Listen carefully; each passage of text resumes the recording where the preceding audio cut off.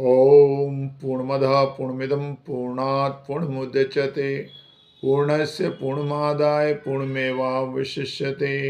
ओम शांति शांति शांति। तत्व ज्ञान के जिज्ञासु बंधुओं, योग वासिष्ठ महारामायण के निर्वाण प्रकरण में भगवान राम और गुरु वशिष्ठ जी का संवाद है। बहुत सुंदर ये प्रसंग है, आप लोग ध्यान लगाकर श्रवण कीजिए। श्री वशिष्ठ जी कहते हैं कि हे राम, संसार का बीज अहंकार है। संसार का बीज अहंकार है। जब अहम भाव प्रकट होता है तब संसार प्रकट होता है। ठीक है, लेकिन ये अहंकार कोई वस्तु नहीं है राम। ये भ्रम से सिद्ध हुआ है। जैसे मूर्ख बालक परछाई में पिशाच की कल्पना करता है, पर पिशाच नाम कोई वस्तु है नहीं, उसके भ्रम से होता है। वैसे ही अहंकार कुछ वस्तु नहीं है, स्वरूप के भ्रम से होता है। तो हे राम, जो वास्तव में कुछ वस्तु नहीं, तो उसके त्यागने में क्या कठिनाई है। तुम्हें अहंकार वास्तव में नहीं है, ये मैं भली भांति जानता हूं। तुम केवल शांत रूप चैतन्य मात्र हो। उसमें अहम भाव होना एक तरह से उपाधि है। उससे सुमेरु पर्वत आदि जगत बन जाता है राम। जो संवेदन रूप है, चित्त रूपी पुरुष चेतन के आश्रय से चेतता है और विश्व की कल्पना करता रहता है। जैसे रस्सी के आश्रय सर्प दिखता है, वैसे ही चेतन के आश्रय विश्व और चित्त का उदय होता है। पर यह आत्मा से भिन्न नहीं है। मैं हूं ऐसा जो अहम भाव है, सो दुख की खान है। दुख की खान है। और देखो, जितनी भी हमारे अंदर आत्माएं आपदाएं, जितनी भी आपदाएं प्रकट होती है, वह अहंकार से होती है। जब अहंकार नष्ट होगा तब सब दुख भी नष्ट होंगे। राम, जैसे सूर्य के आगे बादल होते हैं तो प्रकाश नहीं होता, क्योंकि बादल ढक लेते हैं प्रकाश को। और फिर जब बादल दूर हो जाते हैं तब प्रकाश भासित होने लग जाता है और कमल प्रफुल्लित हो जाता है। वैसे ही आत्म रूपी सूर्य को अहंकार रूपी बादल का आवरण हो गया है। वैसे ही आत्म रूपी सूर्य को अहंकार रूपी बादल का आवरण हो गया है। माया के किसी गुण से मिलकर अपने को कुछ मानने को अहंकार कहते हैं। और जब अहंकार रूपी बादल नष्ट होगा तब आत्म रूपी सूर्य का प्रकाश होगा और ज्ञानवान रूपी कमल उस प्रकाश को पाकर बड़े आनंद को प्राप्त होंगे। तो हे राम, इससे अहंकार के नाश का उपाय करो तो तुम्हारे दुख नष्ट हो जाएंगे। वह कौन काम है जो उपाय करने से सिद्ध नहीं होता।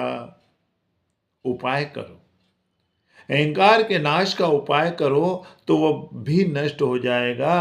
अहंकार के नष्ट करने का यही एक सरल उपाय है। क्या कि सत्य शास्त्रों अर्थात ब्रह्म विद्या का सतत अभ्यास और सत्संग करो। सत्संग करो। ज्ञान की परस्पर चर्चा करने से अहंकार नष्ट हो जाता है। जैसे पानी भरने की रस्सी से पत्थर की शिला घिस जाती है, वैसे ही ब्रह्म विद्या के अभ्यास से अहंकार शनै शनै नष्ट हो जाता है। बल्कि शिला के घिसने में तो कुछ यत्न करना पड़ता है, पर अहंकार के त्यागने में कोई यत्न नहीं। तो हे राम, सदा अनुभव रूप जो आत्मा है उसका तुम विचार करो कि मैं कौन हूं, इंद्रियां क्या है, गुण क्या है, संसार क्या है। तो हे राम, ऐसे विचार से समझो कि तुम इनके साक्षीभूत हो। तुम में अहम त्वम कोई नहीं। इससे तुम अहंकार का नाश करो और शुद्ध हो जाओ। तुम्हें मेरा भी आशीर्वाद है कि तुम सुखी हो जाओ। जब अहंकार नष्ट हो जाएगा तब कलना कोई न फुरेगी। कलना अर्थात कल्पना। केवल सुषुप्ति की नाई स्थित होंगे।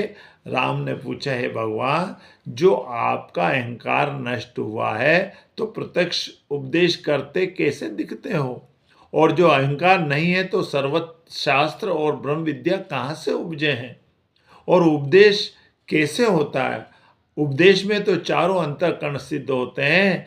प्रथम जब उपदेश करने की इच्छा होती है तब अहंकार सिद्ध हो जाता है। फिर यह उपदेश करिए या न करिए, ऐसे संकल्प से मन की सिद्धि होती है। फिर जब निश्चय किया कि उपदेश करिए तब बुद्धि की सिद्धि होती है। इससे चारों अंतःकरण सिद्ध होते हैं। आप कैसे कहते हैं कि अहंकार नष्ट हो जाता है और सब चेष्टाएं होती है। तो देखो, वशिष्ठ जी ने बड़ा सुंदर उपदेश दिया राम को। कहने लगे कि हे राम, आत्म रूप में अहंकार आदि अंतःकरण और इंद्रियां ये सब कल्पित है, वास्तव में कुछ है नहीं। शास्त्र का उपदेश भी कल्पना है। आत्मा केवल आत्म तत्व मात्र है। उससे संवेदन करके अहंकार आदि के ये दृश्य उपजते हैं। उनके निवृत्त करने को व्रत कहते हैं। व्रत जैसे रस्सी में भर्म से सर्प दिखता है तो उसके भय से आदमी दुख पाता है, भयभीत हो जाता है। पर जब कोई कहे कि ये सर्प नहीं है, अरे ये तो रस्सी है, तू भय मत कर, इसको भली प्रकार से देख, तो उसके उपदेश से वो भली प्रकार जब देखता है तब उसका भय और शोक निवृत्त हो जाता है। अर्थात फिर सर्प नहीं, केवल रस्सी ही दिखाई देती। क्योंकि इसको भ्रम से सर्प का भान हुआ है, भ्रम हुआ है, इसलिए सर्प दिखा। तो वह भान जो हुआ है वो भी मिथ्या है, और उसको रस्सी का उपदेश करना भी मिथ्या है, क्योंकि रस्सी तो आगे से सिद्ध है ही, उपदेश से सिद्ध नहीं होती। वैसे ही रस्सी की भांति आत्मा है, उसका विवर्त जो चेतन रूप स्फुरण है उसको अहम भाव कहते हैं। और उसी अहंकार के निवृत्त करने को शास्त्र, शास्त्र ही है। आत्मरूपी रस्सी के प्रमाद से अहंकार रूपी सर्प प्रकट होता है, और उसके निवृत्त करने को शास्त्र के उपदेश हुए हैं, जो आत्मा को जगा देते हैं। जब भली प्रकार रस्सी की तरह आत्मा को जाना, तब सर्प के सदृश जो परिच्छिन्न अहंकार है वह नष्ट हो जाता है। जैसे नेत्र का मल जब अंजन के लगाने से नष्ट हो जाता है, तब नेत्र ज्यों के त्यों निर्मल हो जाते हैं। ठीक है, वैसे ही अज्ञान रूपी मेल गुरु और शास्त्र के उपदेश रूपी सुर से नष्ट हो जाता है। वास्तव में न कोई अहंकार है और न शास्त्र है, क्योंकि आत्मा सर्वदा सब समय उदय रूप है, परंतु तो भी गुरु और शास्त्र से जाना जाता है। तो हे राम, अज्ञानवान के साथ चारों अंतःकरण और इंद्रियां भी दिख पड़ती है, पर उनमें सत्यता नहीं होती। जैसे भुना हुआ बीज दिखाई देता है पर उगने की सत्यता नहीं रखता। भुना हुआ बीज फलीभूत नहीं होता, अंकुरित नहीं होता। जैसे जला वस्त्र देखने मात्र को है पर उसमें सत्यता कुछ नहीं होती, वैसे ही ज्ञानवान को अभिलाषा रूप अहंकार नहीं होता और उससे वह कष्ट नहीं पाता। जैसे सूर्य की किरणों से मरुस्थल में जलाभास होता है, वैसे ही दृश्य रूपी मरुस्थल में पदार्थ रूपी जलाभास को देखकर अज्ञान रूपी मृग दौड़ते रहते हैं और दुख पाते हैं। जब ज्ञान रूपी वर्षा से आत्म रूपी जल चढ़ा, तब चित्त रूपी मृग कहाँ दौड़े। जब ज्ञान रूपी वर्षा होती है और अनुरूपी अनुभव रूपी जल चढ़ता है, तब चित्त रूपी मृग में यत्न रूपी जो स्फुरण था वह नष्ट हो जाता है। तो हे राम, अहंकार अविचार से सिद्ध होता है। अहंकार अविचार से सिद्ध ही है और विचार से ये अहंकार क्षीण हो जाता है। जैसे बर्फ की पुतली सूर्य की किरणों से क्षीण हो जाती है।